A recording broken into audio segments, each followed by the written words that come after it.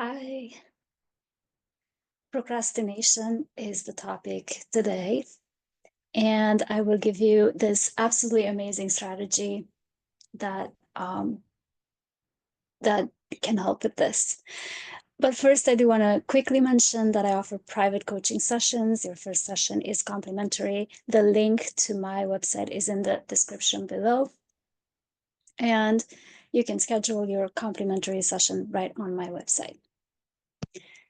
So let's get into the topic. Do you procrastinate, and how much do you procrastinate?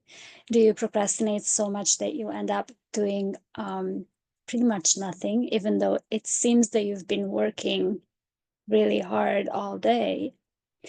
And when you look back on your day, you're wondering, where did all that time go? Because you feel like you did a lot, but in actuality, you didn't really do anything, it turns out. So I've been through this, and it's very interesting. But, at first it was frustrating, but then I just kind of started to look at it as a little bit strange, because it's kind of like, where did the time go? And what did I do? And it felt like I was busy all the time, but then it wasn't, I didn't feel like anything important got done, right? Um, so I was doing a lot of self-development, and I had all these practices and habits, and I was doing all of them. So I was pretty busy all day long. But like I said, when I was looking back, when I would look back on my day, there were no tangible results or changes that happened in my life. So then I decided to realign and take some actions that were in direct pursuit of my goals. A lot of the times, we do a lot of things, we are really busy, but you do the things that are not actually important to you. And a lot of the times, those are the things that feel easy for you to do. And anything that's more important to you, I don't even know if it's that you don't know, that you don't want to do it, but it's more, I think, of a matter of you don't know how, or you don't know what. There's a learning curve there that you have not tackled yet. So instead of meditating to improve my mood and to improve my relationships, for example, I'd still do a little bit of focused meditation in the morning, but I'd also go out and hang out with people and notice them and myself in these interactions. I was working on specifically relationships. And I'd come home and then I'd reflect on it. I would check in with my emotions and thoughts, and I would question them, turn them upside down and inside out, and revise certain behaviors that I didn't think served me anymore, so that the next time I go out and meet with people, I can do a little bit better.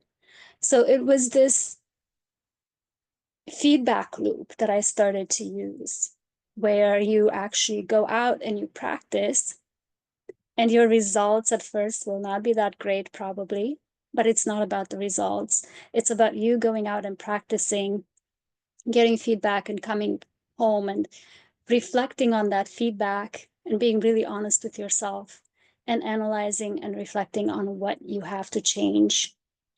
So it's about self-awareness, but it's also about using the self-awareness to improve.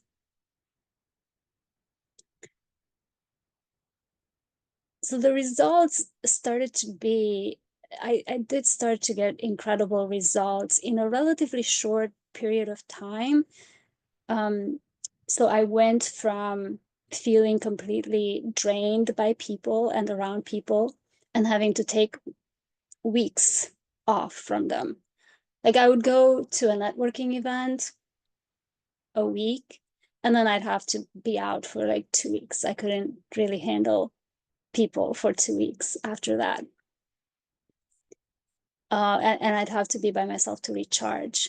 And now I'm able to hang out with pretty much anyone, anytime, a lot of people. I can go to many events. I just don't have that. It doesn't drain me anymore. My energy is staying intact. I do still take some time to recharge, but it's very focused. All I need is maybe half a day. I'll take off and I'll go to the beach to recharge. And I do my focused meditations every morning. And I talk about some of these things in my other videos about a lot of these details. So you can take a look and, for more information on my previous videos. But what I now realize that what was happening is that I decided to be a participant in my life, to go out there and to try things out, to experiment, and then analyze, reflect, decide, and revise, and then go out there again, and so on. So when people talk about taking action, that's what they mean. It's just you try it out, you experiment, you see how it is, and you use that information that you're receiving. If people don't perceive you well and you don't feel like they perceive you well, you use that information and you ask yourself questions like, why is this happening? What am I doing? What are they doing? Although it's not so much about them, but it is about you. So questioning everything that you feel and questioning everything that you think about everybody. So this is easy for me to say right now and to describe now, but I do remember that I had major resistance to all of this going out there and trying things out. And I did not want to do it. And so I started to think back when I was younger and did really well in school without spending all day studying. And I started to ask myself what I was doing.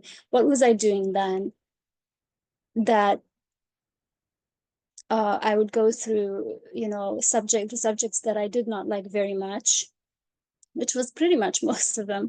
I'd go through those. What I did, I would go through those really fast. It was just fast, focused bursts of just reading the material. And then I spent most of my time on the one or two subjects that I actually liked. And I was a very happy, relaxed, and excellent student with a lot of free time because I knew how to organize my time in terms of priorities. So I did spend more time on the things that I liked, but I did not ignore the things I did not like. I just did it fast, and it was fast and focused. So I thought to myself, why am I not doing this now? Because that was such a great strategy and it worked so well. So what if I take 20 minutes a day, every single day, to do something that I do not like to do or I do not want to do, but it's moving me towards my goals. So this is going to be the 20 minutes, has to be related to your goals. Otherwise, what's the point of just doing something that you don't like? Only if it serves your goals. Or if your goal is to help others, it would serve your goals of helping others. So it's only 20 minutes a day. Only 20 minutes a day of writing all those emails that I did not want to write, to market my business, of doing these videos that I did not want to do, or I didn't want to start because of excuses of, I have to prepare, I have to look good, I have to sound happy, I have to look happy, and all those excuses, right? That my hair is not perfect today, and so on and so forth. And those are a little bit valid. You don't want to look like you just woke up on video, although some people do.